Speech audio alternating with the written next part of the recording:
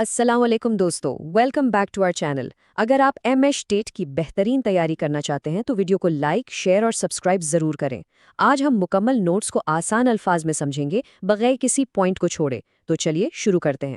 قدرتی وسائل، ہوا، پانی اور زمین، امتحان کے لیے مکمل رہنمائی۔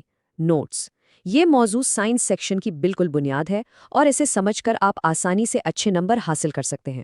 یہ مکمل لیکچر امتحان کے نقطہ نظر سے بہت اہم ہے۔ سائنسی حقیقت۔ تو سب سے پہلے ہم بات کریں گے اپنی زمین کی بنیاد کی۔ ہمارا پہلا حصہ ہے زمین اور فضائی کرہ، یعنی وہ غلاف جس نے ہماری زمین کو ہر طرف سے گھیرا ہوا ہے۔ کرۂ ارض کے غلاف اور تناسب۔ کرۂ ارض یعنی پتھروں کا غلاف زمین کی چٹانوں کی بیرونی پرتوں سے بنا ہے جو پانی اور زمین پر پھیلا ہوا ہے۔ اہم براعظم اسی سے بنے ہیں۔ کرۂ آب یعنی پانی کا غلاف پانی، برف اور آبی بخارات کو گھیرتا ہے۔ یہ کرۂ ارض کا تقریباً 71% حصہ بناتے ہیں۔ زمین ان غلافوں پر مشتمل ہے جنہیں غلاف ہوا، غلاف آب اور غلاف ہجڑ کہتے ہیں۔ ان غلافوں میں جاندار پائے جاتے ہیں اور ان کے زیر اثر حصے کو کرۂ حیات کہتے ہیں۔ کرۂ ارض کی سطح پر پانی اور زمین کے غلاف ملتے ہیں جن کو بالترتیب کرۂ آب اور کرۂ ہجڑی کہا جاتا ہے۔ زمین کا کل رقبہ 29% خشکی اور 71% پانی پر مشتمل ہے۔ اچھا، تو آسان الفاظ میں اس کا مطلب یہ ہے کہ ہماری زمین کی سطح جو ہے نا، وہ بنیادی طور پر 2 حصوں میں بٹی ہوئی ہے، ایک خشکی اور دوسرا پانی۔ اور حیرانی کی بات یہ ہے کہ پانی کا حصہ بہت ہی زیادہ ہے۔ مہا ٹیٹ امتحان کے لیے یہ 2 نمبرز 71% اور 29% بہت اہم ہیں۔ ان کو ذہن میں بٹھا لیں، سوال اکثر انہی فیصد پر آ جاتا ہے۔ تو اسی بنیاد پر ایک سوال دیکھتے ہیں۔ کرۂ آب کا کل تناسب کتنا ہوتا ہے؟ A 29%، B 50%، C 71% یا D 80%؟ سوچئے ذرا۔ درست جواب ہے C 71%۔ اب آپ کے لیے ایک تحریری سوال۔ کرۂ حیات سے کیا مراد ہے اور یہ کن اجزاء پر مشتمل ہے؟ اس کا جواب کامنٹس میں لکھنے کی کوشش کریں۔ اور ایک دلچسپ سائنسی حقیقت یہ ہے کہ کرۂ فضائی ہماری زمین کے گرد ایک حفاظتی کمبل کی طرح کام کرتا ہے۔ کرۂ فضائی کی ترکیب یعنی ہوا کے اجزاء۔ کرۂ ارض کے اطراف پائے جانے والے ہوا کے غلاف کو کرۂ فضائی کہتے ہیں۔ یہ کئی گیسوں کا امیزہ ہے جن میں نائٹروجن، آکسیجن، کاربن ڈائی آکسائیڈ، 6 غیر عامل گیسیں، آبی بخارات اور گرد کے ذرات وغیرہ شامل ہوتے ہیں۔ ہوا میں گیسوں کا تناسب: نائٹروجن 78%، آکسیجن 21%، آرگین 0.9%، دیگر گیسیں اور اجزاء 0.07%، کاربن ڈائی آکسائیڈ 0.03%۔ تو آسان الفاظ میں ہمارے ارد گرد جو ہوا ہے وہ صرف ایک چیز نہیں بلکہ کئی گیسوں کا ایک مکسچر ہے۔ اس میں سب سے بڑا حصہ نائٹروجن کا ہے، پورے 78%، اور اس کے بعد آتی ہے ہماری زندگی کے لیے سب سے ضروری گیس آکسیجن جو کہ 21% ہے۔ امتحان میں اکثر انہی 2 گیسوں کا تناسب گھما پھرا کر پوچھا جاتا ہے، تو 78 اور 21 یہ ہند سے پکے کر لیں۔ آئیے اپنی سمجھ کو ایک سوال سے پرکھتے ہیں۔ ہوا میں نائٹروجن کا تناسب کتنا ہوتا ہے؟ A 21%، B 78%، C 0.03% یا D 0.9%؟ 3 سیکنڈ ہے آپ کے پاس۔ بالکل ٹھیک، درست جواب ہے B 78%۔ اب اپنی تحریری مشق کے لیے یہ سوال نوٹ کریں۔ کرۂ فضا میں پائی جانے والی سب سے زیادہ اور سب سے کم مقدار والی اہم گیسوں کے نام لکھیں۔ اور یہ رہی سائنسی حقیقت۔ سطح زمین کے قریب ہوا زیادہ گھنی ہوتی ہے اور جیسے جیسے ہم اوپر بلندی پر جاتے ہیں یہ ہلکی ہوتی جاتی ہے۔ اچھا، تو اب ہم یہ تو جان گئے کہ ہوا میں کیا کیا ہے۔ اب دیکھتے ہیں کہ یہ گیسیں آخر ہمارے کس کام آتی ہیں۔ تو ہمارا اگلا حصہ ہے ہوا کا استعمال اور اس کی اہمیت۔ ہوا میں پائی جانے والی گیسوں کے استعمال۔ نائٹروجن، جانداروں کو ضروری پروٹین کی دستیابی میں مددگار، امونیا کی تیاری اور غذائی اشیاء کو ہوا بند کرنے کے لیے۔ آکسیجن، جانداروں میں عمل تنفس اور احتراق یعنی جلنے کے لیے ضروری۔ کاربن ڈائی آکسائیڈ، نباتات اسے غذا تیار کرنے کے لیے استعمال کرتی ہیں، آگ بجھانے والے آلات میں استعمال ہوتی ہے۔ آرگن، بجلی کے بلب میں استعمال کی جاتی ہے۔ ہیلیم، کم درجہ حرارت حاصل کرنے اور بغیر پنکھوں کے انجن سے چلنے والے جہازوں میں۔ نیون، اشتہاروں اور راستوں کی لائٹ کے لیے۔ کرپٹون، فلوروسین پائپ میں استعمال کی جاتی ہے۔ زینون، فلیش فوٹوگرافی میں اس کا استعمال ہوتا ہے۔ آسان الفاظ میں اس کا مطلب یہ ہے کہ ہوا میں موجود ہر گیس کا کوئی نہ کوئی خاص کام ہے۔ जैसे हम सांस लेने के लिए ऑक्सीजन इस्तेमाल करते हैं, पौधे खुराक बनाने के लिए कार्बन डाइऑक्साइड और बिजली के बल्ब में रोशनी के लिए ऑर्गन गैस इस्तेमाल होती है। इम्तिहान में इस टॉपिक से अक्सर जोड़ियां लगाएं या मैच द पेयर्स वाले सवाल आते हैं।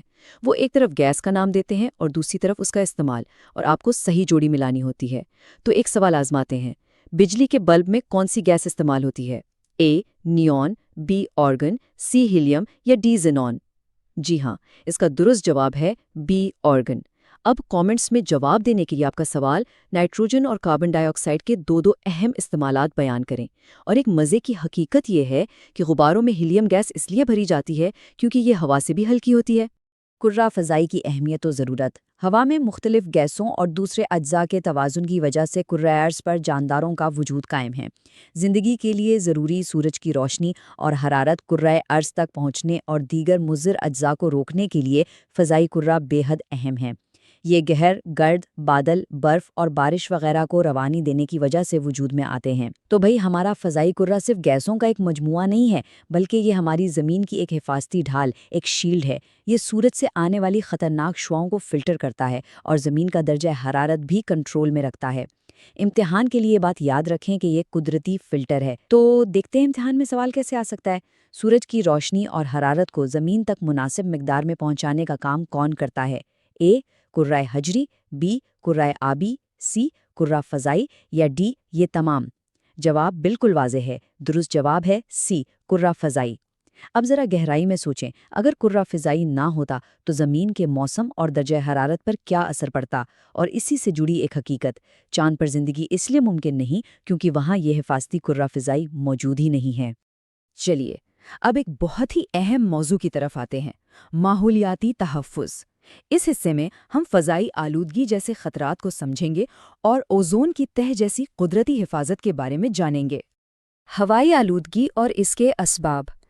ईंधन के जलने से हवा में खारिज होने वाले मुज़र अज्जा nitrogen dioxide NO2, carbon dioxide CO2, carbon monoxide CO, sulphur dioxide SO2, धुआं। सवारियों और कारखानों में ईंधन के नामुकम्मल एहतराक से ये गैसें खारिज होती हैं, जिससे हवा के अज्जा का तवाज़न बिगड़ता है। उसे हवाई आलूदगी कहते हैं।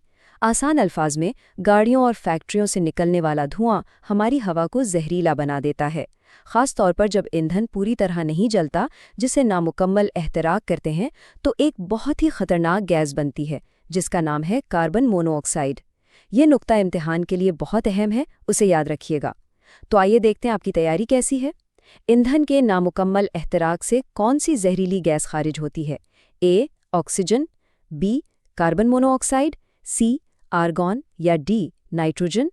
बिल्कुल सही, दुरुस्त जवाब है बी कार्बन मोनोऑक्साइड। अब अपनी मश्क के लिए सवाल का जवाब दें, हवाई आलूदगी से क्या मुराद है और ये किन मुज़र अज्जा की वजह से पैदा होती है? और एक तशवीशनाक हकीकत, सल्फर डाइऑक्साइड जैसी गैसें जब बारिश के पानी में घुल जाती हैं तो वो तेज़ाबी बारिश का सबब बनती है। ओज़ोन की तह, हिफाजती गिलाफ। फ़ज़ाई कुर्रा के निचले हिस्से स्ट्रेटोस्फेयर में ओज़ोन O3 की एक तह पाई जाती है। ये तह सूरज से आने वाली बाला बनफशी शुआओं UV रेज को जज़्ब कर लेती है, जिसकी वजह से कुर्रा अर्ज़ पर जानदारों की हिफाजत होती है। रेफ्रिजरेटर, एयर कंडीशनर और स्प्रे में इस्तेमाल होने वाली क्लोरोफ्लोरोकार्बन और कार्बन टेट्राक्लोराइड गैसों के हवा में शामिल होने से ओज़ोन की तह बर्बाद हो रही है। ओज़ोन का आलमी दिन 16 सितंबर। तो आसान अल्फाज में, हमारे फ़िज़ाई कुर्रा में कुदरत ने एक सनस्क्रीन लगाया हुआ है जिसे हम ओज़ोन की तह कहते हैं। ये सूरज की खतरनाक UV शुआओं को ज़मीन तक पहुंचने से रोकती है। लेकिन मसला यह है कि हमारे AC और फ्रिज से निकलने वाली CFC गैसें इस हिफाजती तह को नुकसान पहुंचा रही हैं। इम्तिहान के लिए 3 चीज़ें बहुत अहम हैं। ओज़ोन का फॉर्मूला जो कि O3 है, ओज़ोन का आलमी दिन जो 16 सितंबर को मनाया जाता है, और इसे नुकसान पहुंचाने वाली गैस यानी CFCs। अब एक सवाल, आलमी यौम तहफ़्फ़ुज़ ओज़ोन किस तारीख को मनाया जाता है? ए 5 जून, बी 16 सितंबर, सी 8 मार्च या डी 1 दिसंबर? दुरुस्त जवाब है बी 16 सितंबर। ये तारीख अच्छी तरह याद कर लें। कमेंट्स में जवाब देने की कोशिश करें, ओज़ोन की तह जानदारों के लिए क्यों ज़रूरी है और इसे किन चीज़ों से खतरा है। और याद रखें कि यही बाला बनफशी शुआएं जिल्द के कैंसर का सबब भी बन सकती हैं। चलिए अब हवा से निकलकर ज़मीन के सबसे कीमती और लाजमी वसीले की तरफ चलते हैं। हमारा अगला हिस्सा है पानी, एक लाजमी वसीला। اس میں ہم پانی کی خصوصیات، اس کی تقسیم اور اس کے دلچسپ سفر کے بارے میں جانیں گے۔ پانی، خصوصیات اور اہمیت۔ ہائیڈروجن گیس ہوا میں جلنے سے وہ آکسیجن کے ساتھ تعامل کرتی ہے۔ اس تعامل کے نتیجے میں پانی حاصل ہوتا ہے۔ پانی 3 حالتوں میں ٹھوس، مائع، گیس میں پایا جاتا ہے۔ پانی بے رنگ، بے بو اور بے مزہ ہوتا ہے۔ کئی اشیاء پانی میں آسانی سے حل ہو جاتی ہیں، اس لیے پانی کو آفاقی محلل یونیورسل سالوینٹ کہتے ہیں۔ حیوانات میں خون اور نباتات کے رسوں میں پانی کا تناسب سب سے زیادہ ہوتا ہے۔ کوئی بھی جاندار پانی کے بغیر زندہ نہیں رہ سکتا۔ تو آسان الفاظ میں پانی ایک جادوئی مائع کی طرح ہے جو زیادہ تر چیزوں کو اپنے اندر گھول لیتا ہے، یعنی حل کر لیتا ہے۔ اسی خاصیت کی وجہ سے اسے آفاقی محلل یا یونیورسل سالوینٹ کہتے ہیں۔ یہ اصطلاح امتحان کے لیے بہت اہم ہے، اسے ضرور یاد رکھیے گا۔ تو اسی سے جڑا ایک سوال ہے، پانی کو آفاقی محلل کیوں کہا جاتا ہے؟ اے، یہ بے رنگ بے بو ہوتا ہے۔ بی، یہ کئی اشیاء کو حل کر لیتا ہے۔ سی، یہ ٹھوس، مائع، گیس میں ہوتا ہے۔ یا ڈی، یہ کثیف ہوتا ہے۔ جی، اس کی سب سے بڑی وجہ ہے بی، یہ کئی اشیاء کو حل کر لیتا ہے۔ اب اپنی تحریری پریکٹس کے لیے سائنسی نقطہ نظر سے پانی کیسے بنتا ہے اور جانداروں میں اس کی کیا اہمیت ہے، اور یہ جان کر آپ کو حیرانی ہوگی کہ انسانی دماغ کا تقریباً 75% حصہ پانی پر ہی مشتمل ہوتا ہے۔ کرۂ ارض پر پانی کی تقسیم۔ کرۂ ارض پر موجود تمام پانی ہم استعمال نہیں کر سکتے کیونکہ سمندر کا پانی کھارا ہے۔ پینے کے لیے دستیاب پانی، میٹھا پانی کا ذخیرہ پوری کائنات کی حالت میں اور زیر زمین پانی پر مشتمل ہے، 2.7%۔ پینے کے لیے دستیاب پانی، میٹھا پانی کی کل مقدار تقریباً 0.3%، بہت کم مقدار۔ برف کی حالت اور زیر زمین پانی 68.7%۔ نوٹ: پینے کے لیے پانی بے حد کم مقدار میں دستیاب ہے، اس کے باوجود وہ تمام جانداروں کے لیے کافی ہے۔ آسان الفاظ میں سمجھیں تو ہماری زمین نیلی تو نظر آتی ہے کیونکہ یہاں پانی بہت ہے، لیکن ایک چونکا دینے والی حقیقت یہ ہے کہ اس میں سے 97% پانی سمندروں کا کھارا پانی ہے جسے ہم پی نہیں سکتے۔ پینے کے لائق میٹھا پانی صرف 0.3% ہے۔ جی ہاں، صرف 0.3%۔ یہ اعداد و شمار امتحان میں اکثر پوچھے جاتے ہیں۔ تو سمندروں اور بحروں کی شکل میں پانی کا کتنا فیصد موجود ہے؟ اے 2.7%، بی 0.3%، سی 97% یا ڈی 68.7%۔ درست جواب ہے سی 97%۔ اپنی مشق کے لیے اس سوال پر غور کریں، زمین پر میٹھے پانی کی قلت کے باوجود پانی کی بچت کیوں ضروری ہے؟ اعداد و شمار کی روح سے وضاحت کریں۔ اس کو یوں سمجھیں، اگر دنیا کا سارا پانی ایک بڑی بالٹی میں جمع کر لیں تو پینے کا پانی صرف ایک چائے کے چمچ کے برابر ہوگا۔ آبی چکر اور پانی کا استعمال۔ بحر اعظم کا پانی سورج کی حرارت سے بخارات بناتا ہے جس سے بارش ہوتی ہے اور میٹھے پانی کے ذرائع تازہ دم ہوتے ہیں۔ ہم پانی حاصل کرنے کے لیے ندیوں، چشمے، تالابوں، نہروں، جھیلوں اور جھیلوں کا استعمال کرتے ہیں۔ انسان بور ویل اور ٹیوب ویل کھود کر بھی زیر زمین پانی حاصل کرتا ہے۔ پانی کی قلت کی وجہ سے ہونے والی آبادی، صنعتوں اور زراعت کے لیے پانی کے بے تحاشا استعمال سے اب پانی کی قلت ایک سنگین مسئلہ بن گئی ہے۔ ہمیں پانی کا استعمال کفایت سے کرنا چاہیے، جسے پانی کا نظم کہتے ہیں۔ آسان الفاظ میں پانی ہمیشہ ایک سفر پر رہتا ہے۔ سورج کی گرمی سے یہ بھاپ بن کر اوپر جاتا ہے، وہاں بادل بنتے ہیں اور پھر بارش کی صورت میں واپس زمین پر آ جاتا ہے۔ اس مسلسل سفر کو ہی آبی چکر یا واٹر سائیکل کہتے ہیں۔ امتحان میں اس چکر کے مراحل کے بارے میں پوچھا جا سکتا ہے۔ تو پانی کے بخارات بن کر بارش برسنے کے عمل کو کیا کہتے ہیں؟ اے ہوائی چکر، بی آبی چکر، سی غذائی چکر یا ڈی پتھر کا چکر؟ جی بالکل، اسے کہتے ہیں بی آبی چکر۔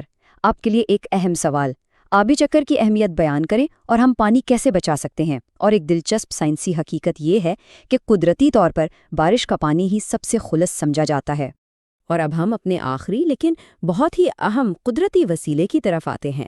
ہمارا آخری حصہ ہے زمین اور ہمارا مستقبل۔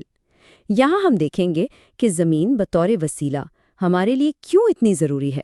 زمین کرۂ حجری ایک اہم وسیلہ۔ زمین پتھر، مٹی اور بڑی چٹانوں کی شکل میں نظر آتی ہے۔ یہ ہر جگہ ہموار نہیں ہوتی، کہیں پہاڑ تو کہیں میدان۔ انسان اور تمام بری حیوانات لینڈ اینیملز زمین پر رہتے ہیں۔